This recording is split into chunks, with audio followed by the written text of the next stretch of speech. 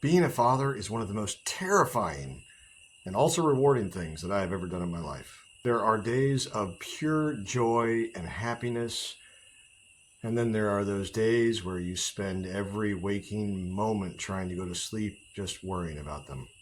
But ultimately, it's worth it. Stick around, let's talk about being a dad. You know, in the middle of all the chaos of trying to be a good dad, we often forget it's really not those big picture things. It's not the graduation ceremony and the wedding and, the baseball games and stuff like that. Those moments, they matter. They matter a lot. But deep down in its core, it's the small things that really count. It's the Thursday night when it's 8 o'clock and you've had a really long day and you just want to sit down and take your boots off, and your child comes up to you and wants to show you a piece of artwork they made. They want to tell you about it. They want to share their experience and their passion and their joy. And it's those small moments where being a good dad really comes in and really pays off. Let's go through this a little bit. In this video, I'm going to basically show you how to build the foundation and the core principles that will allow you to become the best dad. Maybe you had a really great dad growing up, or maybe you didn't have a really great dad growing up. I was lucky. I had a really great dad growing up. He died way too early. I was like 26 years old and he was 57, and that was painful. For my younger brothers and sisters, that was even worse because some of them were still in high school. And then again, I had friends who still have their dads, and their dads growing up did absolutely nothing for them except for provide a paycheck to support them. So let's talk about what those foundationary principles are and how you can build a rock solid foundation so you can raise the best, strongest, most capable children that can possibly come out of your household. I've wanted to be a dad since I was like 6 years old. I had a really great dad. He made me just want to be one. And so I've spent my life kind of reading about being a dad, focusing on good dads and bad dads. And I've spent the last 15 years being a dad myself. So hopefully my experience plus my research, my knowledge, and my passion can come forward and help you in your path. Because you wouldn't be on this video if you didn't want to be a good dad, or if you didn't want to know what a good father was, or how to be a good father. If you didn't care, you wouldn't be here. So stick around so you don't miss anything. To start off, the core principles I believe it takes to be a good or a great father is the foundation. The foundationary principle of being a dad is the same as the foundationary principle of being a good leader. And that is, your job is to make sure that those under your power, or under your leadership, or under your fatherhoodship, whatever, you know what I mean, your children, are able to learn and grow in a way to where they no longer need you. It's not that they won't be around and they won't need you for guidance, or they won't need you to be there for them to share things with, or that they won't want you there on their wedding day. But your goal is not to be the parent who flies in and fixes everything. You can't fly in and fix everything. Your children are going to have to learn. I have a rule, and that is with my children. I actually have 2 rules that I'm going to share with my kids. And rule number 1 is, if you can do it yourself, and you're old enough to do it yourself, and it's not dangerous for you to do it yourself, then I'm going to expect that you do it for yourself. If you're old enough to do your own laundry, I expect that you're going to do your own laundry. And I'm not saying that every single time a 9-year-old should be doing their own laundry. But the foundationary principle is, if my 10-year-old asks me to go get them a drink from the kitchen, then my first question is going to be, why can't you get it for yourself? Those are things you're going to have to let them do, and you're going to have to let them learn that they can't have their parents do everything for them. And that's just a small thing, but it goes along with everything. I'm not going to call their teacher and get them out of a bad grade. If they got themselves into the bad grade, I will talk to them and I will counsel them. But they will be responsible for going to the teacher and talking to the teacher about the grade. Now, if they need an extra ride to school in order to do some extracurricular work or something to get a better grade, I'll find the ride for them. That's not the point of this whole thing. Now, the second principle that I wanted to share with you of being a father for me is that I want my kids to make their own mistakes. I want to teach them about everything that I can, and I want to teach them all the mistakes that I've made, and I want them to have all of the information that they can get before they make a mistake. But once they're ready to make a mistake, I'm going to let them make it. My rule is that they can make a mistake as long as it doesn't cause permanent damage. No permanent emotional trauma, no permanent physical damage. So if they bump their head, as long as they don't get a concussion, as long as it doesn't split their skull open to the point that it's going to give them a scar, then I'm okay with them hurting themselves a little bit, because that's how we learn. If we don't suffer, if we don't go through pain, if we don't go through some type of trauma, even in little bursts, I don't mean totally traumatize your children. I don't mean let them get maimed. but you have to let them get hurt a little bit. It's one of the hardest parts of being a parent because you want to stop all of the pain and all of the suffering from your child. You want to make sure they live a super happy life, and you think to yourself, I really wish my parents had done all this for me and made me live a super happy life the whole time. And that's all well and good. They'll have a wonderful childhood if you do that, but they will be dysfunctional adults. They will not be able to take care of themselves. They won't be able to keep a job. They won't be able to have friends. They won't be able to find a spouse. They won't get married, and they won't be able to raise children properly without a lot of retraining. So it's very important that you create these foundationary principles really early, and the earlier the kids can put their own shoes on and tie them, the earlier it should be their responsibility to put their shoes on and tie them. And that doesn't mean if you're in a super hurry, you can't do it once in a while, because, sometimes your spouse may make you dinner once in a while, or well, I guess that's a bad example since we'll be making dinner for our children most nights. But my point is, someone else can do your laundry sometimes, but you should be the one that carries the responsibility for doing your laundry most of the time. And that same principle goes here. You can do things for your children sometimes, but you should always think about ways that you can teach them to do those things for themselves. The second thing I want to talk about is how it's really the small things that matter. And in some respect, I call them small things, but they're actually really big in the grand scheme. So what we're talking about is, let's talk about the development years. So children go through different development stages, right? So you have your toddlers and your babies, and then you have your children, and then you have your preteens, and you have your teens, and then you have your adults.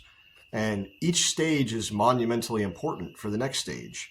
But the most important stage of all is definitely the baby to toddler phase, if you ask me. In my experience, that is the most important phase. That is when their brains develop. That is when they get curiosity about the world. That is when they start to learn how things work. That is when, the foundation of all of their organs, the future of their body is being built. And so it's important that they get really good nutrition for not just their bodies, but also for their brains during this time. And that means, taking your kids to museums, to science exhibits, putting on the science show instead of putting on the weird cartoon that they like because it's got lots of explosions.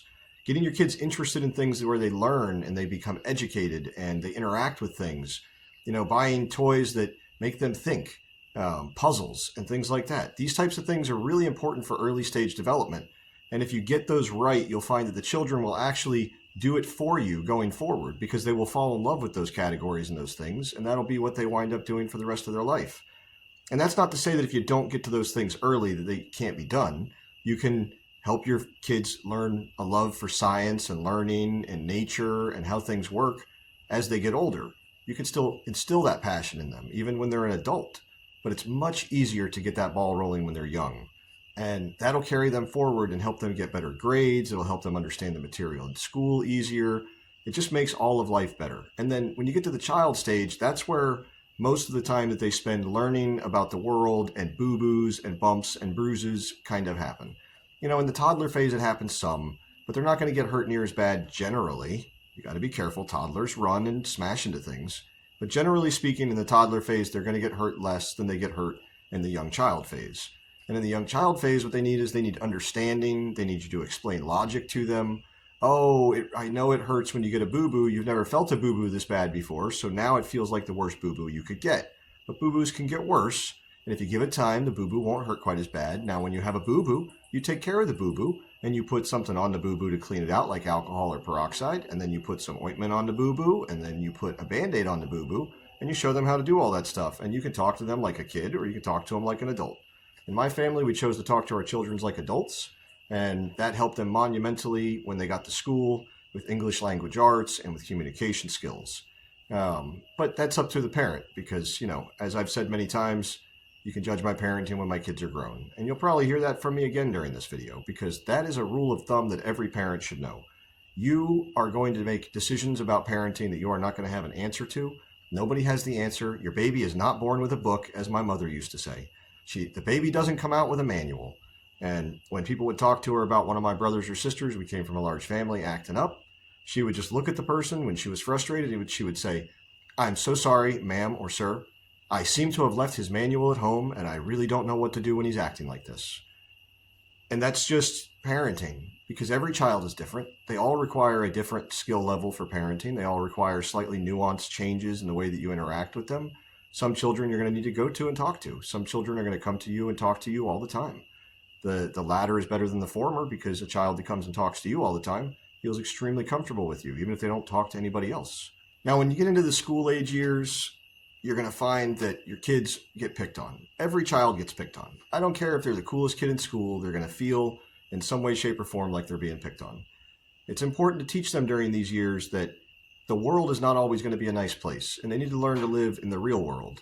And this is not one of those moments where you tell them to suck it up, but it's one of those moments where you explain to them that in the real world, this is what it's like. It's if you wind up in a foreign country or you wind up without the police or without somebody else around, it's going to be you versus somebody else if they choose to be mean or if they choose to be rude or if they choose to be bad. And you are going to have to learn to deal with those tense situations. Your parents can't run in and solve your problem every time someone at school bullies you or gives you some type of problem. So you have to learn to deal with those things yourself. Now, as a parent, your job is to coach your children through it. Talk to them about it. Tell them what your experiences were like. Tell them what your friends' experiences were like. Tell them who you should talk to when things get really bad. Tell them what to do if they have no choice but to defend themselves. Teach your kids how to defend themselves. Look, no child should be going around and picking on another child. No child should be punching other kids and fighting other kids. But your children should have the ability to defend themselves if someone attacks them. So teach that to them. These are foundational principles for life. You don't want your kids being 25 years old and have never learned how to throw a punch, and then they wind up in a dark alley somewhere with their girlfriend or by themselves or something along those lines, and they get jumped by somebody, and they don't know how to do anything. They don't know how to defend themselves. They don't know how to push off a would-be attacker. That is part of your job as a parent. Remember the very foundational principle, which is being a good leader requires you to teach your children to live without you. And that is every step of the way. As a leader, you should be teaching all the people under you to live without you. And that is something that should carry through for every piece of parenting that you do. The school age years are going to lead into the preteen years, and that's going to lead into the teen years. And these are the years of like puberty and middle school, one of the grades that pretty much everybody wants to forget. Not everybody, but most people I talk to say middle school were the hardest years of school. It's when everyone's going through all the hormonal changes. They're all mean to each other. They all like each other but don't want to tell each other. Hearts are getting broken left and right. People are writing love letters and, stuff like that. Those are going to be hard years for the kids. And it's not a bad idea to tell your children, look, these were some of the hardest years of my life. And for you, it's probably going to be the same. But they're not going to be bad years. They're just going to be years that someday you'll look back on and go, wow, that was a lot of turmoil and turbulence. And they're going to get through it. And you need to reassure them of what it's like and try to remember what it was like for you. Because if we remember what it was like for us when we were kids, it's easier for us to communicate and connect with our children because the human experience has not changed that much just because technology has changed. We still go through the same types of developments. We still go through the same types of things. It's just different now because the kids have a computer in their face all the time. And I don't think that's a good thing. Kids need to get out. They need to do stuff. During these formative and developmental years, you need to be thinking about taking the tablet away, taking the phone away, taking the computer away, and making them go out and play. If you live in an inner city and it's not safe for them to go out and play, take them to the park. Get them some board games. Buy them some puzzles. Get them Legos or Connects or something, that they can build robots out of or learn a skill in, or buy them models to build. Do something that gets them off of the electronics, something that gets them using their hands and their brains and their physical bodies. And then as they get older, teach them how to take care of their body. Teach them about how it's a temple. When they're growing up and they can start to understand logic, you need to explain to them that if you put garbage into your body, you're going to get garbage out of it. Garbage in, garbage out. Garbage in, garbage out. You put garbage food in your body, you're going to have a garbage body you carry around. You put garbage information into your brain, you're going to have a garbage brain you carry around. You want to have good things in your life, put good things in your life. That's what you need to teach your children. And that's what we all need to remember for each other and for ourselves. If we're watching garbage all the time on YouTube or on TV or something along those lines, that's all that's going to go into our heads. That's all that's going to come out of it is more garbage.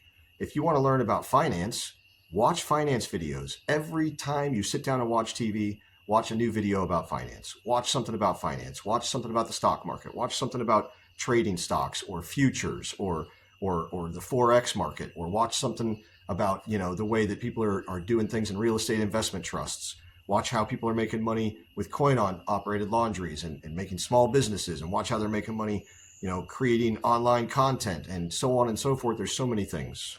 I digress. We're talking about the kids. From those preteen years, you're going to get through them. And we're all going to have to struggle through them. It's going to be the first times your kids probably look at you and tell you that they hate you and that they wish that they weren't born, or that they wish that they would die, or something along those lines. They don't really mean those things. They're just really upset and frustrated and emotional, and they don't know what to do. And I'm not saying to ignore it. You should definitely not ignore it.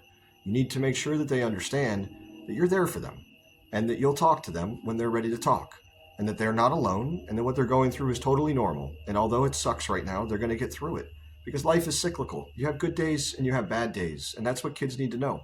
They need to understand that even though they're suffering right now, they won't suffer forever. They need someone to tell them, look, I've been on this step of the journey, and I'm telling you, this is the way the journey goes. And it's going to suck for a while, but you're going to do great, and you're going to get through it, and you're going to be happier on the other end. Now, as we move into the teen years, you're going to get a lot of dating, a lot of driving stuff, a lot of wanting to go out and make their own decisions, a lot of clothing choices you don't want. They're going to be wanting to get nose rings and piercings and maybe even tattoos before they turn 18. Their friends are going to be getting involved in, light extracurricular substances. I'm just going to call it extracurricular substances. I've already said the D word one time in this video. I don't want to get banned for something that I'm trying to talk about a serious topic here. So their friends are going to try different substances at this age. It's really important that you talk to your kids before they get into the age of sex and substances. Early teen years is when, people start getting curious about these things. And it's really important that you have open communication. If you've succeeded in all the other areas already, your kids will talk to you either way. But if you're starting, very late and you're trying to get a start from this point, talk to your children. Let them know that they may know all about, reproduction. Try to say it with soft words. Kids get really grossed out when their parents talk about it in details. And just say, if they need to know about reproduction, or if they want to learn about anything, you're happy to help them learn. You're happy to explain what you know about it. You're happy to look up some videos or find some content on it, or some books. Just be there for them. Explain to them that you're there to help them, and encourage reading. Please encourage them to read. Find books that they want and buy them. Get them to read stuff. Teach them to read nonfiction and fiction. If your kids read a lot of books before they get, turn 18, they're going to be so much better off in life because of all that knowledge they've been able to absorb. So as they're growing through these teen years, just remember you're still going to have those fights, but they're going to become less. The kids are going to start appreciating you more once they get into these teen years. And I'm not saying all children, but if you're doing it right, and if you have good people in your family or in your household, then this is the time when I've noticed they start coming to me and thanking me for the types of things that I've done for them in their life. And they start appreciating what it is that they can't just go out and freely get, just by walking outside and saying, I want XYZ, and then it just pops in there. They start to realize that you have to work for things, and you have to work hard for things, and that life isn't an easy thing. So these are really great years. It's when you can start really seeing the human being they're developing into. I mean, the puberty years, some people it's earlier, some people it's later. You've got somewhere between like 12 and 16 when boys and girls go through puberty, and sometimes a little bit later, sometimes a little bit earlier, but those are outliers. And during that time, they have one of their final growth spurts, maybe not the final one, but one of their final growth spurts. They get to be as tall as an adult almost, or at least a shorter adult, and they fill out, they get bigger, they start talking with a deeper or a slightly higher pitched voice, and they start doing things that you noticed in your friends as you guys were growing up, that you notice in adults, but not necessarily in children. They take on more responsibility. They come to you less often with small problems, and when they come to you, it's oftentimes more with larger problems. And these types of things are a constant, ongoing thing. And from there, you move into adulthood with your children, and if you did everything right, then they're going to make great decisions. And they're still going to make mistakes along the way, and they're still going to need you along the way to help guide them. And they're still going to come talk to you and visit with you and want you in their lives, but they won't need you. That's the goal, is that they can live without you, because we could go at any time. As a father, you have to remember that you are not guaranteed to be there for your child's entire life. You're only guaranteed to be there right now. And any point beyond now is not guaranteed. So the more you can teach them, the better. The small moments when they walk up to you and they want to share something with you, when she gets into a fight with her boyfriend and she wants to come and just give you an earful for an hour, when his girlfriend breaks up with him and he doesn't understand why, and he just wants to talk to a man and hear some advice that'll make him feel better. When your kid brings you a toy that broke and they're crying, ask them how they feel about it. What happened? If it's a teachable moment, use it as a teachable moment. Those tiny moments, they add up so much with your children. Because everyone remembers when they went to their parents and their parents shoot them away with their hand. I'm busy. I can't talk right now. I'm working. I'm trying to cook dinner. I'm watching a show. I'm answering an email. I'm following up on a text. I'm talking to my friend on the phone. I'm relaxing. Leave me alone. Oh, go do this or go do that. Didn't I just buy you a Game Boy? Those things are the moments that they're going to remember when their parents shooed them away and didn't want anything to be done or anything to do with them. And if you do that, then it's less likely they'll come to you when there's a real problem, something that you could really help them with, something that they're struggling with, something they need you for. So just be there for them. And remember, the small moments, they add up to mountains. And that's what's going to change from your children needing you when you're not around to your children being self-sufficient and happy adults.